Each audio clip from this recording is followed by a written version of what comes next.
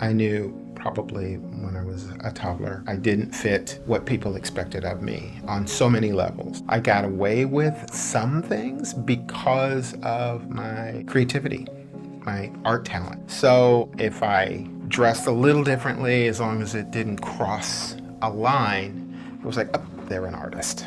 There was no avenue to have a voice in the 1950s to say, oh, hi, I don't know what this means, but I think I'm trans. There was no language, there was nothing, and just the feeling.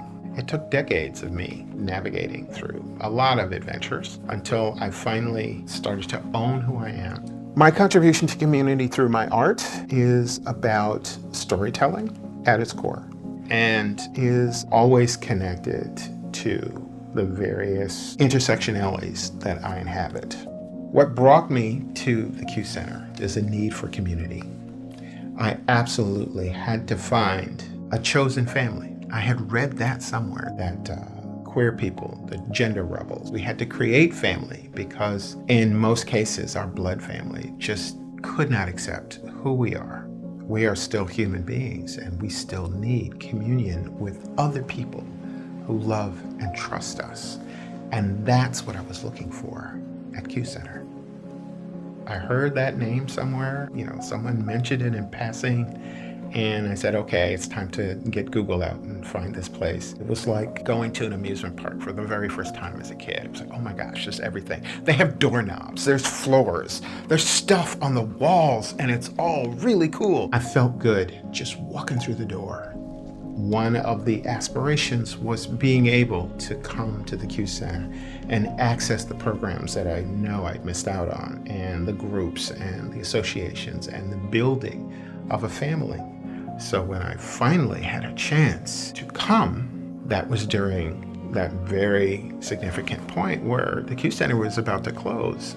So I came to the first town hall meeting. It was about the fate of the Q Center.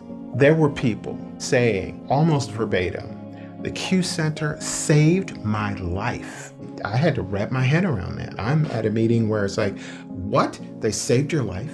And what? They're closing? No, this is not happening. So when I got a chance to speak, I said that. You can't close. I just got here, and I will commit the one resource that I know I have, which is sweat equity. I will do whatever it takes to keep this place open. And then I got drafted onto the board. Turning the Q Center around was an enormous task. We were operating in all kinds of deficits. There was a good reason that they were thinking about closing the Q Center. Instead of a board meeting once a quarter, this was every week. There was something.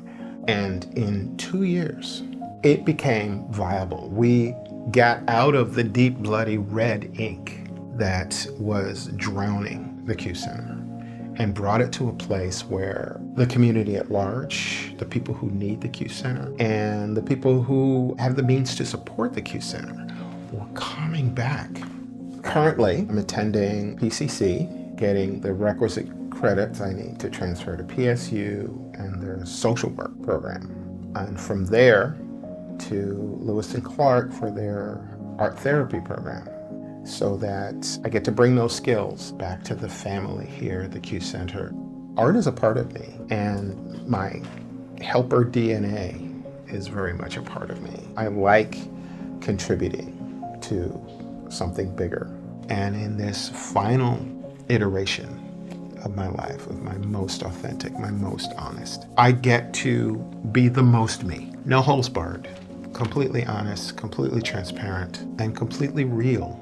I have a profound, deep love for the ideals of the Q Center, what it means, and that I am better for it because of my experiences here. The gift is to see past your broken pieces and to find the family that you deserve, that you own, that is all yours, and that chooses to love you and to respect your humanity, your dignity.